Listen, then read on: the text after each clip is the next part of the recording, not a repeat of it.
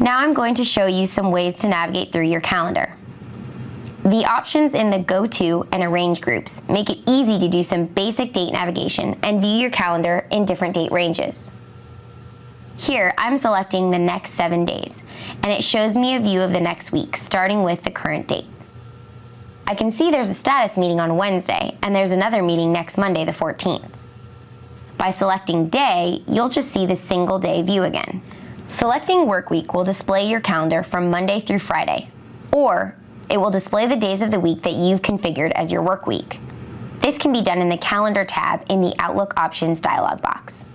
The Week option displays the full 7 days, starting with the day of the week that you've set as the first day. And this is the month view. This is the Schedule view, which I have mentioned previously. This shows your schedule in a horizontal view in a project plan format. The Schedule view works really well if you have a busy schedule because it can help you see the calendar details a little more clearly.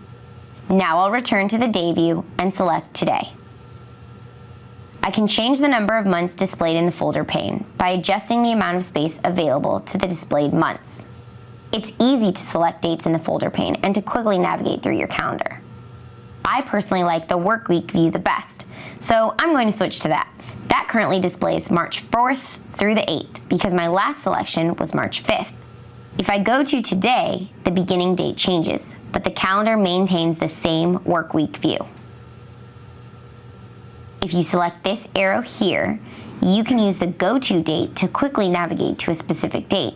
Let's navigate to February 14th, which is Valentine's Day in the United States. Now I can see the work week of Valentine's Day. Let's talk about the weather bar, which you can see right here. The default location for the weather bar is New York, New York.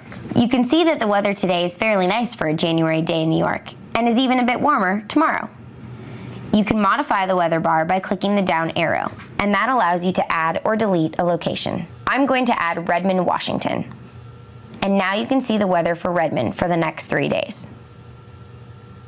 So now I can just switch between locations I have stored in the weather bar. I can easily select New York or Redmond. I'll select another stored location, Joseph, Oregon, so I can see what the weather is like there.